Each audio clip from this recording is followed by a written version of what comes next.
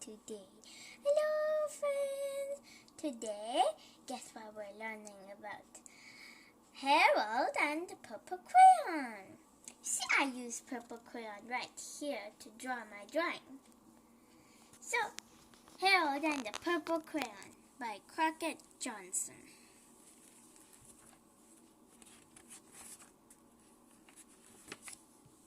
One evening, after thinking it over some time, Harold decided to go for a walk in the moonlight. It must be scary. But there wasn't any moon, and Harold needed a moon for a walk in the moonlight. And then he needed something to walk on.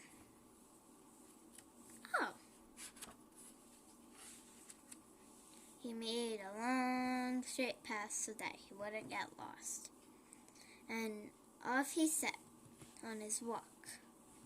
And he set off on his walk, taking his big purple crayon with him. But he didn't seem to be getting anywhere on the long, straight path. So he left the path for a short cut across a field, and the moon went with him. A shortcut led right to where Harold thought a forest ought to be. He didn't want to get lost in the woods, so he made a very small forest with just one tree in it. It turned out to be an apple tree. The apples would be very tasty, Harold thought, when they got red.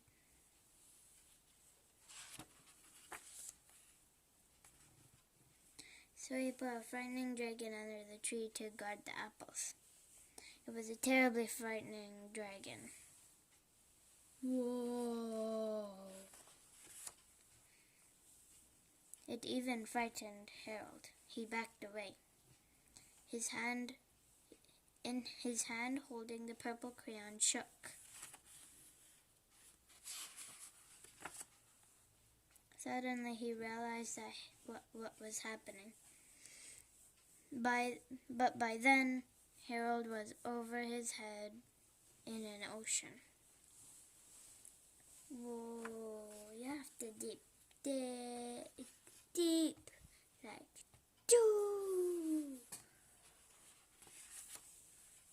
He came up thinking fast, and in no time he was climbing aboard a trim little boat. He is smart.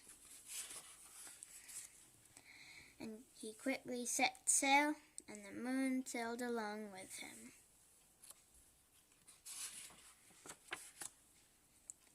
After he had sailed long enough, Harold made land without much trouble. He stepped ashore on the beach, wondering where he was. I wonder where he is. The sandy beach reminded Harold of picnics, and thought of picnics made him hungry. So he laid out a nice, simple picnic for lunch.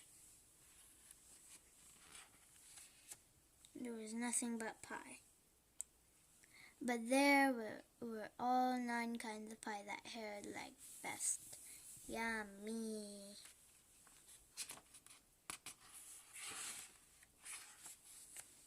When Harold finished his picnic, there was quite a lot left. He hated to see so much delicious pie go to waste. He is smart. So Harold left a very hungry moose and a deserving porcupine to finish it up. And off he went, looking for a hill to climb, to see where he was. Oh, I wonder where he's looking. Harold knew that the higher he went, the farther he could see. So he decided to make a hill into a mountain. If he went high enough, he thought he could see the window of his bedroom. He was tired, and he felt like he ought to be getting to bed. He hoped he could see his bedroom window from the top of the mountain. But he looked down over the other side. He slipped. But there wasn't any other side of the mountain. He was falling in thin air. Oh no!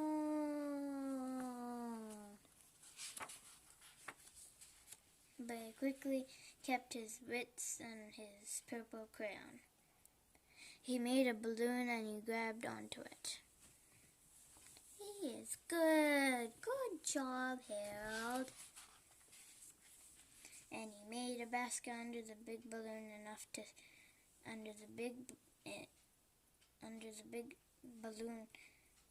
under the balloon big enough to stand in it. I can't talk properly. My tongue is twisted from eating all those flies. He had a fine view from the balloon that he couldn't see his window. He couldn't even see a house. So he made a house with windows, and he landed the balloon on the grass in the front of the yard. None of the windows was his window. He tried to think where his window ought to be. I wonder where it is. He made some more windows. He made a big building full of windows. Whoa, I wonder how big.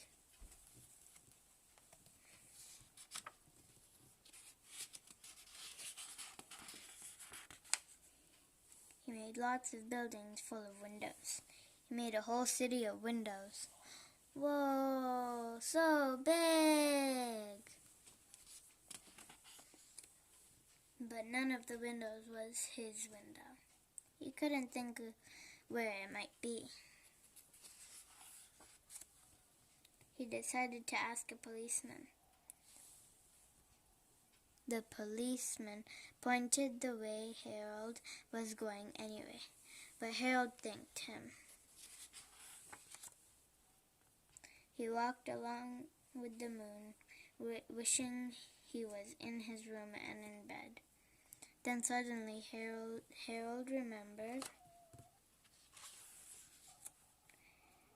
where his bedroom window was. When there was a moon, it was always right around the moon. And then Harold made his bed, and he got in it and he dropped those covers, and the purple crayon dropped on the floor, and Harold dropped off to sleep. I hope you guys enjoyed! My voice is a little bad because I'm very sick.